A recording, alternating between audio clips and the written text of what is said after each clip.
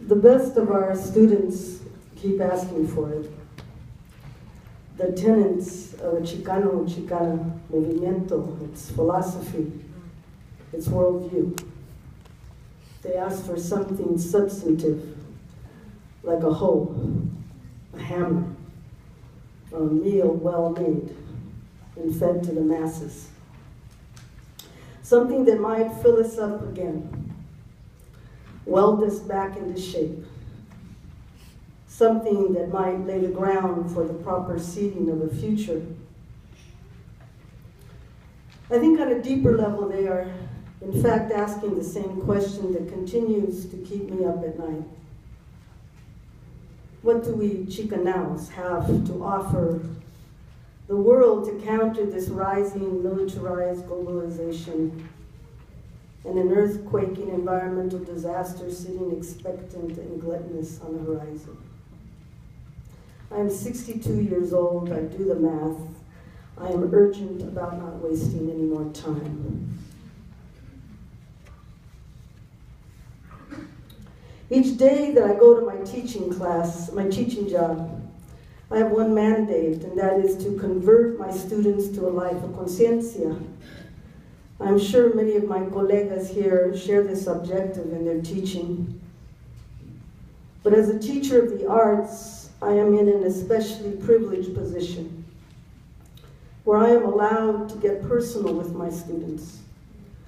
The writing process requires them to conjure memory, the treasured and the traumatic, in order to make a poem, a play, a piece of prose. But maybe even more importantly, through the creative process, students are allowed to explore a way of thinking that is in direct conversation with the body as a gateway to knowledge. This is what teaching as a Chicana with an X means to me. What I very tentatively understand as an indigenous or aboriginal viewpoint, abiding within a Mexicano cultural framework. Not the civilizations of the Aztec, nor the Maya necessarily, not the indigenousness of an already constructed empire, but simply of a people holding on to the fundamental values of living in an interdependent relationship with land and its elements and our human relations here and past. I also teach as a queer mother and daughter who came of age through women of color feminism, and I have yet to abandon its foundational insights, the simultaneity of oppression, internal and external, and the multi-issue strategies of liberation, equally complex and interlocking. I don't think students fully comprehend, really, to what degree we are not well as a society. Because they are young, they may still think their sufrimiento is personal, not wholly convinced it is political. It is both. But there is a cry of protest I detect between the lines of their writings. The most profoundly from the young mujeres or the queer ones, the indocumentados and the children thereof.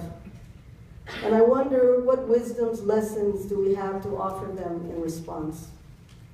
They are our lustrous canaries and the mine shaft, the crumbling United States and Mexican political economy.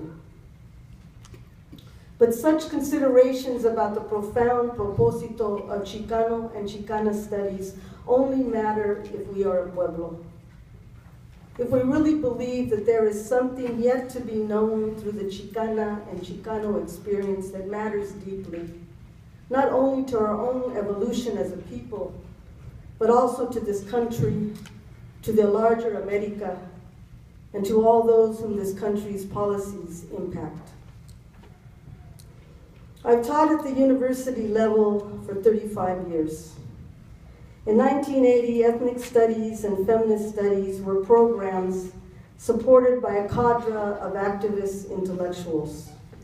Many were lecturers, yes. Underpaid, yes. But they brought to those programs a living exchange between theory and practice.